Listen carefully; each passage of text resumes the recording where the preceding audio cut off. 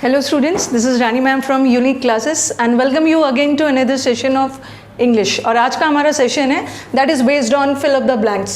ठीक है, fill up the blanks का सेशन है जो हर कॉम्पिटिटिव एग्जाम्स का एक इंपॉर्टेंट पार्ट है। fill up the blanks and fill up the blanks is a thing जो बेस्ड होता है ग्रामर पे भी, वर्ड पावर पे भी, वो तो डिपेंड करता है।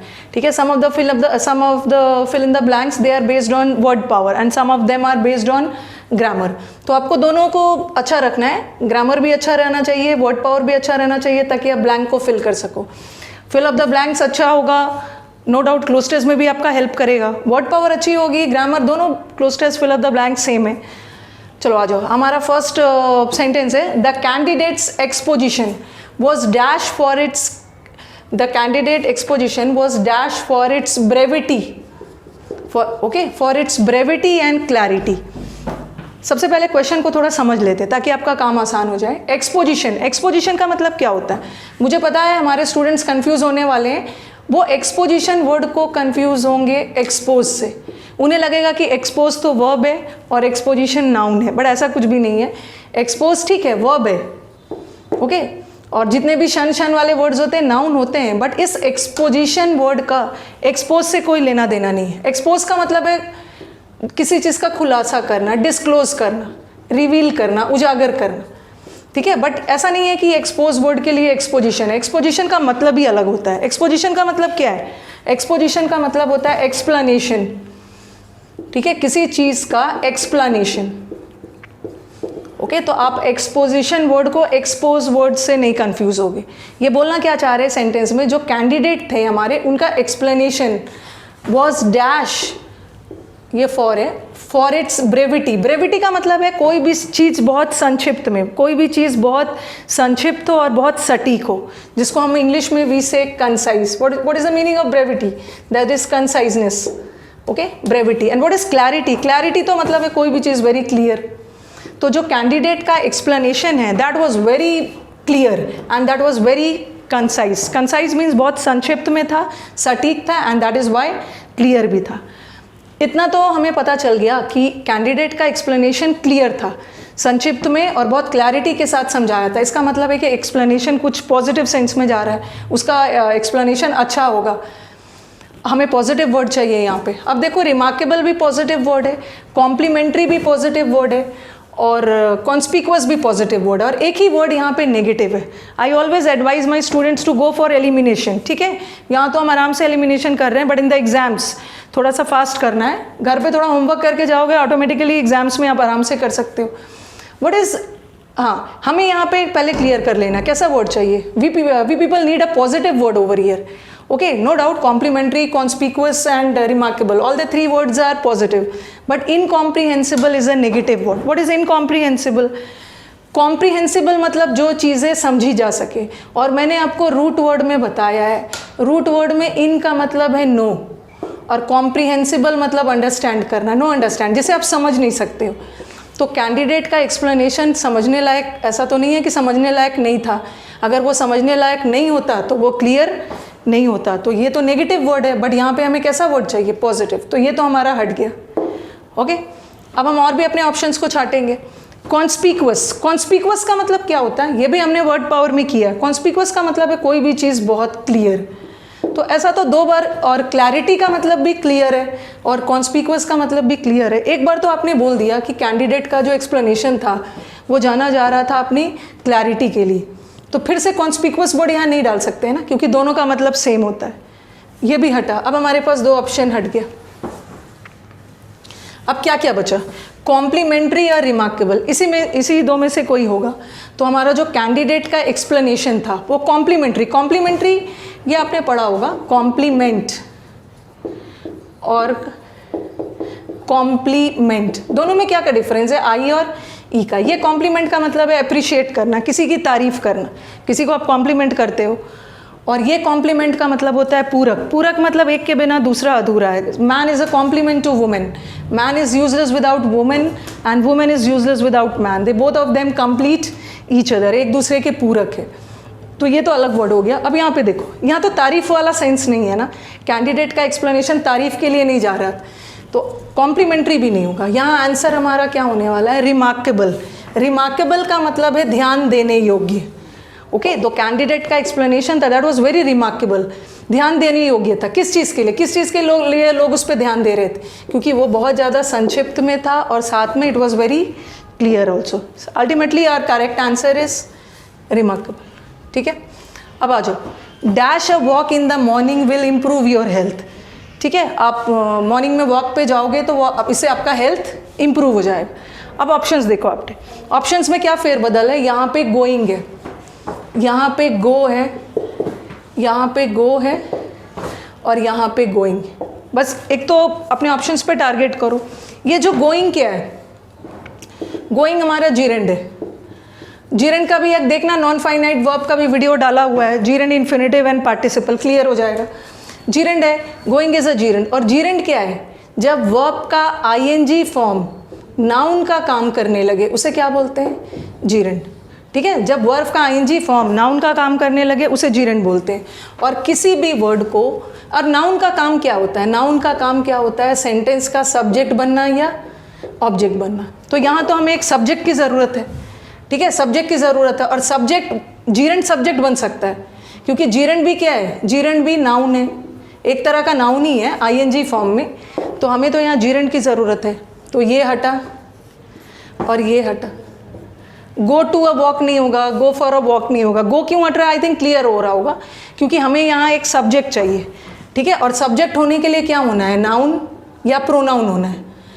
ठीक है, बट गो ना तो नाउन है ना तो प्रोनाउन है, बट हम गोइंग को एज ए जीरेंड यूज़ कर सकते हैं। जीरेंड भी एक तरह का नाउन ही होता है, वर्ब का आईएनजी फॉर्म जब नाउन का काम करने लगे। अब मैंने यहाँ से 2 ऑप्शन हटाए। अब देखो, अब आपके दिमाग में आ रहा होगा गोइंग टू अ वॉक या गोइंग फॉर अ वॉक। अब प्रेपोजिशन की गड़बड़ी है, यहाँ पे गोइंग के साथ टू लगा है और यहाँ गोइंग के साथ फॉर लगा, और बच्चे कंफ्यूज होंगे कि हम गोइंग के साथ टू भी तो लगाते हैं, गोइंग के साथ फॉर भी लगा सकते हैं। गोइंग फॉर अ वॉक, ठीक है, ये दोनों में यहाँ का वॉक वर्ब नहीं है, अ लगा है, आर्टिकल है, तो यहाँ वॉक को सैर, सैर के सेंस में है। Here walk has been used as a noun. Going के साथ टू लगता है, ये नहीं बोलूँगी कि गोइंग के साथ टू नहीं लगता, बट गोइंग के साथ टू तब लगता है जब किसी प्लेस का जिक्र हो। जैसे मैंने लिखा he is going to school, he is going to London, he is going to the market. कोई भी जगह का सेंस हो तब वहाँ पे टू लगाओगे, बट यहाँ तो जगह का सेंस नहीं है ना, वो सैर पे जा रहा है, तो आंसर क्या हो जाए? फॉर। गोइंग के साथ टू तभी लगाओगे जब उस टू के बाद कोई प्लेस का जिक्र हो, but walk is not a place, walk तो एज अ सैर के सेंस में यूज ये होगी। अब आ जाओ थर्ड सेंटेंस में। ओके, चलो थोड़ा सा बोर्ड को क्लियर करती हूँ so that we come to the third sentence. Meaning ये पूरा word power based fill up the blanks है।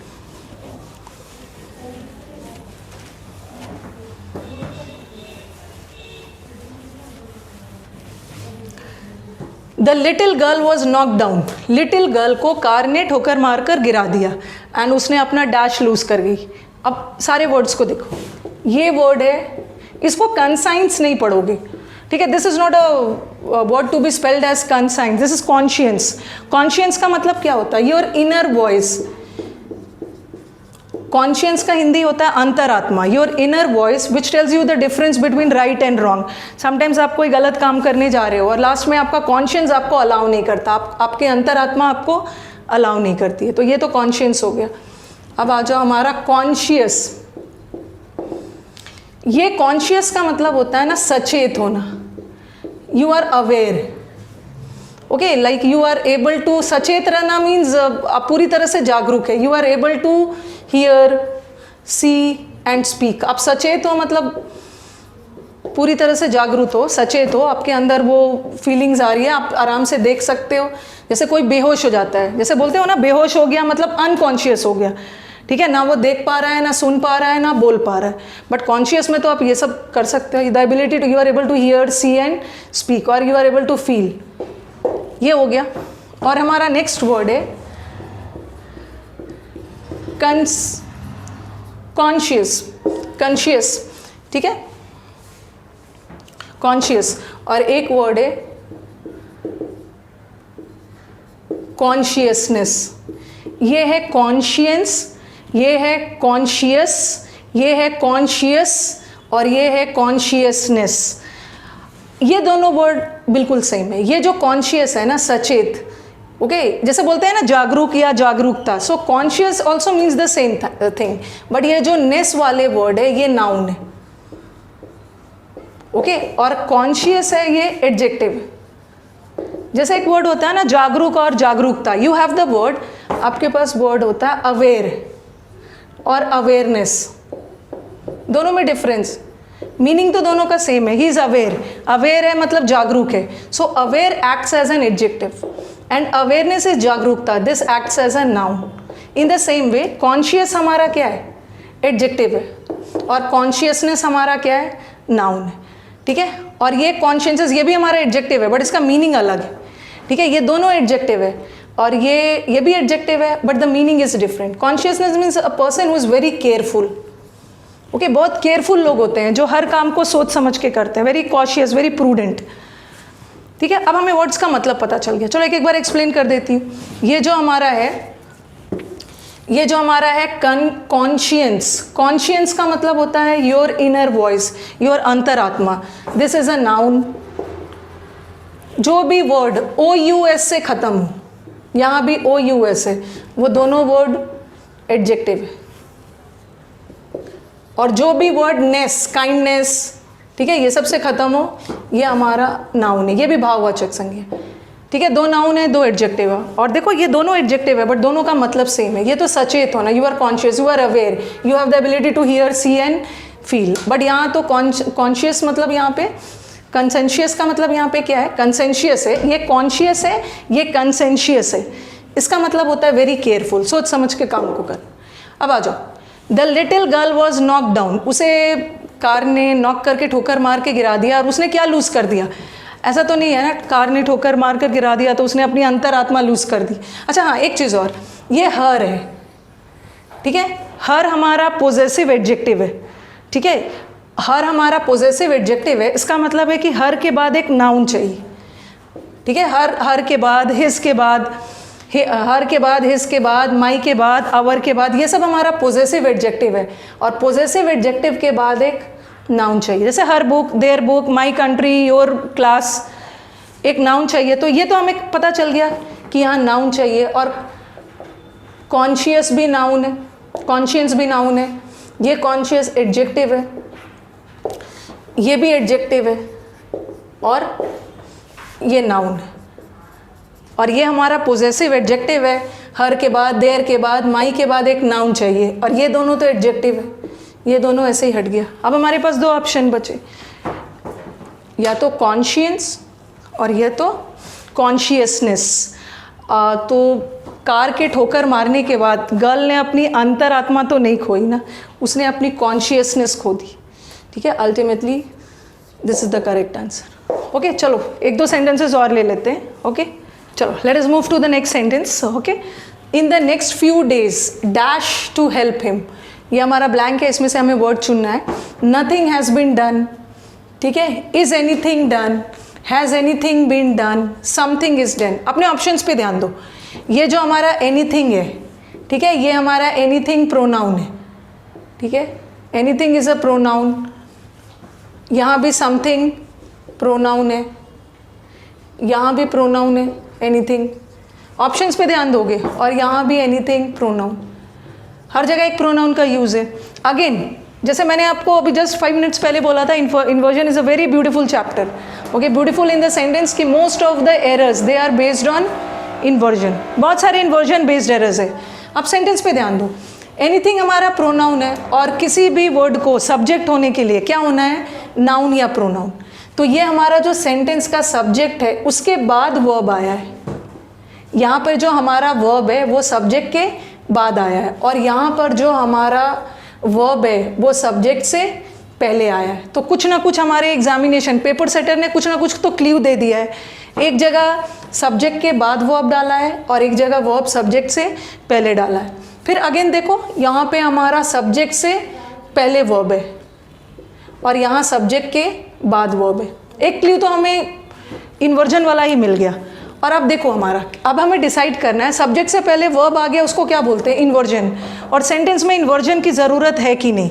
जो बच्चे पहली बार इस वीडियो को देख रहे होंगे उनके दिमाग में आ रहा होगा इन्वर्जन होता क्या है। आप इन्वर्जन का वीडियो एक बार आई रिक्वेस्ट यू कि देखना, ठीक है। इन्वर्जन का मतलब होता है जब सब्जेक्ट से पहले वर्ब आ गया, और जनरली इन्वर्जन किस टाइप ऑफ सेंटेंस में होता है, इंटरोगेटिव सेंटेंस। ये हमारा सेंटेंस इंटरोगेटिव है, प्रश्नवाचक है, और प्रश्नवाचक सेंटेंस में इन्वर्जन का होना ज़रूरी है। और इन्वर्जन का मतलब क्या है, सब्जेक्ट से पहले वर्ब का आ जाना। कहाँ पे सब्जेक्ट से पहले वर्ब आ रहा है, देखो यहाँ सब्जेक्ट से पहले वर्ब आ रहा है, या तो ये आंसर हो सकता है। यहाँ तो हमारा वर्ब है वो सब्जेक्ट के बाद आ रहा है, तो यहाँ इन्वर्जन नहीं हो रहा, ये गलत है। यहाँ भी देखो, यहाँ भी हमारा इन्वर्जन नहीं हो रहा है। इन्वर्जन का मतलब क्या है, उल्टा। उल्टा मतलब सब्जेक्ट से पहले वर्ब आ जाना, और प्रश्नवाचक सेंटेंस में सब्जेक्ट से पहले वर्ब आता है, ये भी नहीं होगा। ये दो ऑप्शन तो हमारा हट गया। अब हम आते हैं, इसको थोड़ा रब कर लेती हूँ। अब देखो, यहाँ भी इन्वर्जन हो रहा है, सब्जेक्ट से पहले वर्ब, यहाँ भी इन्वर्जन हो रहा है, सब्जेक्ट से पहले वर्ब। अब इसी दोनों में से कोई आंसर होगा। अब हमारे एग्जामिनेशन सेटर ने क्या क्ल्यू छोड़ा है, अब टेंस का क्ल्यू छोड़ा है। यहाँ पे प्रेजेंट टेंस है, is anything done, present tense, और इज एम आर के बाद भी थर्ड फॉर्म आ सकता है पैसिव में। और यहाँ पे हैज़ बीन डन, ये हैज़ बीन डन कौन सा टेंस है, हैज़ बीन डन ये है हमारा प्रेजेंट परफेक्ट, ठीक है, पैसिव में है प्रेजेंट परफेक्ट, और ये है हमारा सिंपल प्रेजेंट। दो, अब हमें डिसाइड करना, बाकी सारा दोनों में तो इन्वर्जन हो रहा, अब हमें डिसाइड किससे करना है, टेंस के अकॉर्डिंग। प्रेजेंट परफेक्ट किसे बोलते हैं, प्रेजेंट परफेक्ट का मतलब क्या होता है, जो काम पहले शुरू हो गया है और उसका प्रभाव अभी तक है, ओके। और सिंपल प्रेजेंट में क्या है, जो काम प्रेजेंट में होता है, और प्रेजेंट परफेक्ट मतलब जो पहले शुरू हो गया है और उसका प्रभाव अब तक है। अब बताओ, in the last few days, पिछले फ्यू डेज में, पिछले कई दिनों में कुछ भी नहीं किया गया है लोगों को हेल्प करने के लिए। इसका मतलब है कि काम को लास्ट फ्यू डेज ही पहले शुरू हो जाना चाहिए था, बट अब तक कोई काम नहीं किया गया। काम को शुरू हो जाना चाहिए था उस समय, और उसका प्रभाव अब तक होना चाहिए था, बट अभी तक कोई काम नहीं हुआ। काम को पहले शुरू हो जाना चाहिए था, बट अभी तक कोई काम हुआ ही नहीं। तो इसका मतलब है जो काम पास्ट में होना चाहिए और उसका प्रभाव अभी तक रहे, उसके लिए हम क्या यूज़ करते हैं, प्रेजेंट परफेक्ट। तो आंसर इसका क्या हो जाएगा, हैज़ एनीथिंग बीन डन, क्या कुछ किया गया है लोगों को उसको हेल्प करने के लिए पिछले कई दिनों में, उसे कल काम हेल्प करना चाहिए था, बट अभी तक कोई हेल्प नहीं मिली है, ठीक है। पास्ट में हेल्प का काम शुरू हो जाना चाहिए था, बट अब तक कोई हेल्प नहीं है, इसका प्रभाव अब तक भी नहीं है, प्रेजेंट परफेक्ट। चलो, ये तो थोड़ा सा इजी सा सेंटेंस मैंने डाल दिया है। शी फियर्ड, उसे डर था कि कहीं वो फेल ना हो जाए। अपने ऑप्शंस देखो, अगर ये सेंटेंस में ये नहीं होता, यहाँ से शुरू होता है, तो शी वुड फेल भी सही होता, शी विल फेल भी सही होता, शी माइट फेल भी सही होता, और शी मे फेल भी सही होता। बट यहाँ हमारा अगेन क्ल्यू छोड़ा हुआ है, शी फियर्ड। शी ने फियर कब किया है, शी को डर कब हुआ है, शी फियर्ड, कब डर रही है, वो पास्ट टेंस में, ठीक है। हमारा प्रिंसिपल क्लॉज यहाँ पास्ट टेंस में जा रहा है, तो आगे वाला पार्ट भी पास्ट टेंस में जाना चाहिए। और मे तो प्रेजेंट होता है, ये तो होगा नहीं। विल क्या होता है, फ्यूचर होता है, ये भी नहीं होगा। हमें कोई भी पास्ट टेंस का वर्ड चाहिए। वुड को भी हम पास्ट में यूज़ कर सकते हैं, माइट को भी पास्ट में यूज़ कर सकते हैं, बट माइट क्या बताता है, पॉसिबिलिटी। वो डरी हुई है कि वो कहीं फेल ना हो जाए, ऐसा नहीं है कि वो फेल हो ही जाएगी, वो डरी हुई है, तो पॉसिबिलिटी है कि वो फेल भी हो सकती है, पास भी हो सकती है। तो यहाँ पॉसिबिलिटी का सेंस आ रहा है, क्या लगाओ, माइट, ठीक है। तो आज तो हमने फिल अप द ब्लैंक्स का वीडियोस किया, and if you guys really like the video तो शेयर करो अपने दोस्तों के बीच में। Your comments are very valuable for me, do give your comments and all. चलो अब मिलते हैं नेक्स्ट सेशन में, थैंक यू।